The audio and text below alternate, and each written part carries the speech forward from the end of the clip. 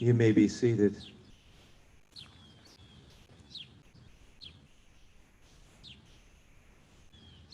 Happy Independence Day, and welcome to you. And we know what a true patriot is somebody who gets a parking ticket and rejoices that the system works. Independence Day, of course, is not just a national secular holiday. It's recognized by the Episcopal Church as a feast day. As we know, many of the founding fathers of our country were Anglicans and took their religion with them when they helped design the framework of our country. The prayer we just heard at the beginning of the service, I substituted the one that's usually there with the collect appointed for this feast day, for Independence Day. And it reminds us of the blessing of freedom. Freedom, of course, is one of the great attributes of love. When you love, you set free. And we talk a little bit about that later on as we take a moment to give thanks to God for not just the gift of freedom, but it's a time to contemplate the many other freedoms that you and I enjoy here as Americans. And one of them is the gift of speech, free speech, freedom of expression. We can exalt as well as criticize here in America. In our words spoken and written, in our media, print, and broadcast, the underlying conviction being that we are made better not by censoring the truth, but by letting all voices be heard, even contrarian voices. This freedom brings us whistleblowers and truth-telling in the face of corruption and dishonesty, and it can harness tyrants, and it can reward the honest. What other blessings do we have here in America as a result of our life together? Well, one of them is relatively corrupt-free courts and the fairness that we regularly see in the settling of public and private disputes. In many countries, judges are blatantly bribed and justice is freely bought and sold. But here in America, when we have a gripe, we can be relatively confident in a court system that upholds honesty and at least strives for justice. Another blessing is we have who's got a dollar bill in their pocket? Is we've got a pretty dependable currency, the US dollar. Over the years, this has risen not just to be a blessing to our nation, but to the world. As America's stability and opportunity have catapulted our currency into the world's leading means of monetary exchange, the stability of the US dollar has helped many of us sleep well at night. What else might we also thank God for about our country? How about safety? We can gather out here in a relatively safe neighborhood. Those of us, especially in the middle class, we can go to the park, we can take a walk around the block, we can camp out in national parks, and we do so without much fear of danger. We do so thanking God for police who are underpaid and overworked, but are dedicated public servants in most cases. Certainly we have crime, we have violence, we have corruption, we have fraud, but compared to many, many countries, we enjoy a blessing of safety and law and order that just a number of countries don't enjoy at all. What else can we thank God for? Well, how about the standard of living that we enjoy? It continues to be one of the highest in the world. The makeup of our government, of our commerce, allows us to wrestle not with starvation, but with obesity. Friends, we have a true rich person's problem here. Another thing we can thank God for is diversity. We enjoy an incredible amount of diversity in this country. No matter what country you may have immigrated from, you can find a sizable group of others from your part of the world here in the USA. And many of us immigrants or descendants of immigrants have been drawn here by a pinnacle freedom, which is a freedom of opportunity.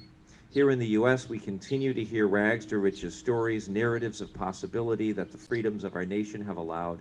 We have personal property rights, we have personal rights, we have bankruptcy laws and copyright protections that allow artists and entrepreneurs who may have come upon our shores with nothing to reach great heights of power and influence in a single lifespan. We can also thank God for the way in which we rule ourselves. Remember Winston Churchill? He famously said that democracy is the worst form of government, except for all the others.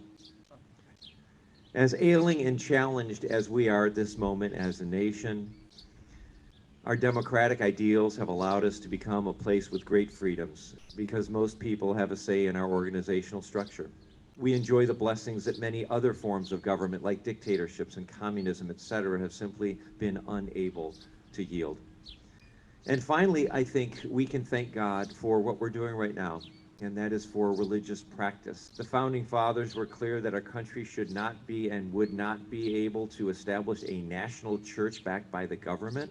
This doesn't mean we can't pray in public or evangelize or otherwise express ourselves, but that the government can't favor one faith expression over another.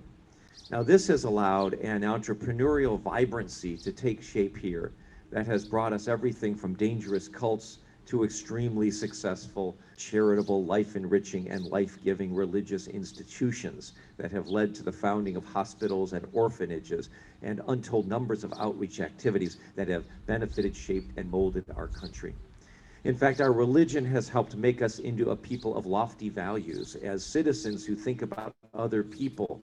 The Marshall Plan, billions of dollars given away annually in foreign aid, and a common sense understanding of decency and fairness that has welcomed many people from many nations to call America home. Now, sure, religion isn't perfect, but it calls us to higher ideals and virtues. It rewards us for acting in kind and caring ways.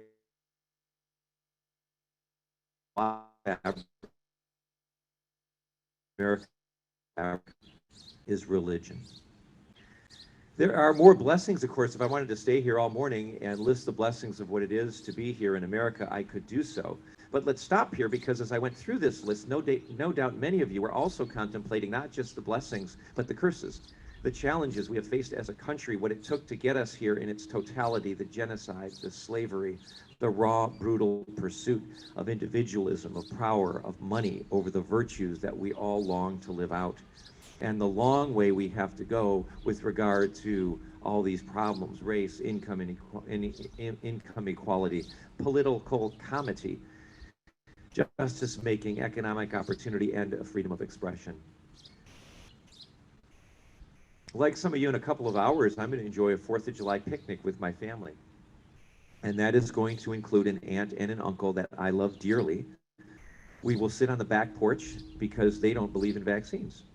They may also be carrying their concealed weapons, and our conversation will likely steer wide of politics. Like much of America, there is real division. But what will make our time together this afternoon so wonderful is that we will not embrace our relationship on the grounds of political agreement. We will not base our mutual affection for one another on our diverse political opinions. We will base our relationship, as we always have, on love. Let's not forget that when we put our political opinions on a higher level than maintaining loving personal relationships, we have just committed idolatry. The only way we can love God is to love one another. And when we put anything in the way of that, we have embarked upon a dangerous course. This aunt and uncle are amazingly generous. They're incredibly kind. They're always thoughtful. And in our divided nation, our culture will tempt us to pay less attention to those values and more attention to how they voted, to how our political opinions divide us. But that's not what you and I do. Christians are not to trade the kingdom of man, our current political milieu, for the kingdom of God, which calls us to where Jesus is and to where Jesus's values live. Jesus didn't come to break, he came to mend.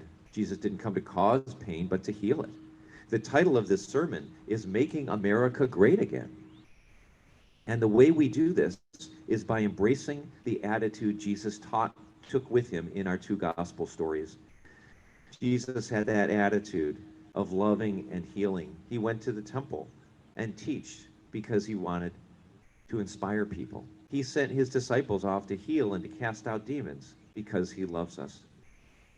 Our presiding Bishop Michael Curry likes to point out this concept of love as it applies to our nation.